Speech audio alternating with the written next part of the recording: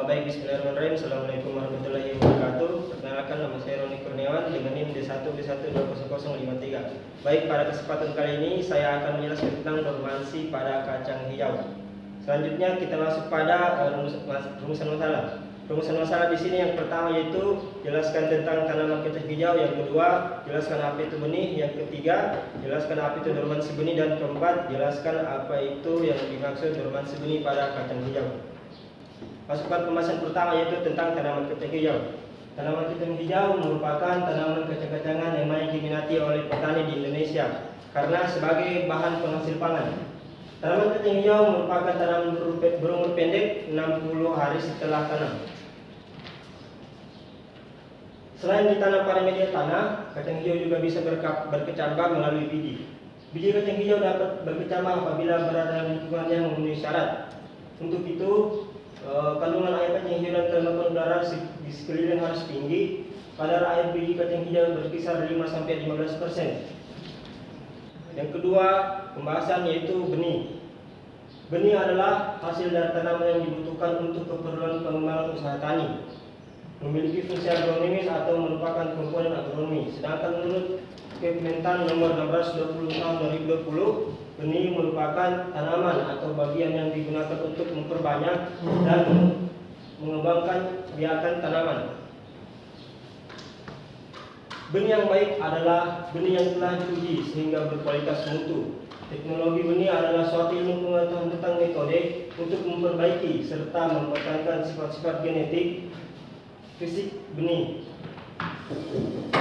Yang selanjutnya adalah dormansi benih. Dormansi adalah masa istirahat atau tidak tumbuh akibat dari keadaan yang tidak mendukung pertumbuhan secara normal. Benih dikatakan dorman apabila benih tersebut sebenarnya hidup tetapi tidak berkecambah walaupun diletakkan pada keadaan yang secara umum telah memenuhi persyaratan bagi suatu perkecambahan. Yang selanjutnya, jenis-jenis dormansi benih. Yang pertama, dormansi primer. Nah, dormansi primer ini adalah dormansi yang paling sering terjadi, memiliki sifat eksogenus, yaitu kondisi di mana komponen penting perkecambahan tidak tersedia bagi benih dan menyebabkan kegagalan dalam perkecambahannya. Yang kedua adalah dormansi sekunder. Nah, dormansi sekunder ini adalah dormansi yang sifatnya terjadi karena dihilangkan satu atau lebih faktor penting perkecambahan. Selanjutnya yaitu dormansi fisik. Nah, dormansi fisik ini adalah dormansi yang disebabkan oleh pembatasan struktural terhadap perkecambahan biji seperti kulit biji yang keras dan kerap sehingga menjadi penghalang mekanis terhadap masuknya air atau gas ke dalam biji. Yang selanjutnya adalah dormansi fisiologis. Dormansi ini adalah disebabkan oleh sejumlah mekanisme, tetapi pada umumnya disebabkan oleh zat pengatur tumbuh baik yang berupa penghambat maupun perangsang tumbuh. Yang selanjutnya yaitu pembahasan tentang dormansi benih kacang hijau. Salah satu faktor internal perkecambahan adalah dormansi, yaitu ketidakmampuan hidup untuk berkecambah pada lingkungan yang optimum. Dormansi benih kacang hijau dapat disebabkan oleh keadaan fisik dari kulit biji, keadaan fisiologis dari embrio atau kombinasi dari kedua keadaan tersebut.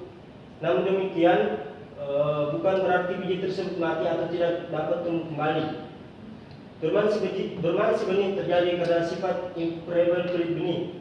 Impermeabilitas benih kacang hijau disebabkan karena suhu yang tidak optimum untuk perkecambahan benih dan juga kulit benih kacang hijau yang tipis sehingga kulit benih kedap terhadap air dan gas. Selanjutnya yaitu pematahan dormansi benih pada kacang hijau.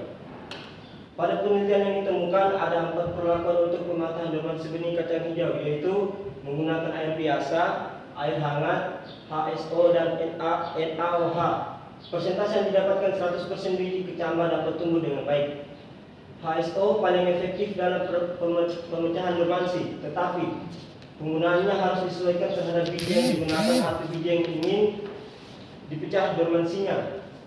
Sedangkan kacang hijau memiliki kulit yang tipis, maka disarankan untuk menggunakan perlakuan NaOH. Nah, NaOH ini berfungsi untuk melelahkan biji sehingga memudahkan terjadinya peristiwa perkecambahan. Perlakuan yang telah efektif adalah menggunakan air biasa atau kontrol. Karena perkecambahan dimulai pada hari ketiga, sehingga perlakuan kontrol ini menggunakan perlakuan yang tidak efektif. Ya, jadi untuk kesimpulan pada PPT kali ini yaitu yang dapat ditarik, benih merupakan salah satu biji yang digunakan untuk memperbanyak tanaman. Benih dapat mengalami dormansi atau masa istirahat karena faktor lingkungan ataupun fisik. Pada benih kacang hijau dapat mengalami dormansi ketika suhu ruangan tidak optimum untuk berkecambah. Selain itu, dapat disebabkan juga oleh keadaan fisik dari kulit biji benih kacang hijau yang tipis dan keras sehingga kulit benih kedap terhadap air dan gas. Dan cara mengatasi dormansi benih tersebut ialah menggunakan NaOH, karena NaOH berfungsi untuk menggunakan biji sehingga memudahkan terjadinya peristiwa perkecambahan. Jadi sekian dari saya. Assalamualaikum warahmatullahi wabarakatuh.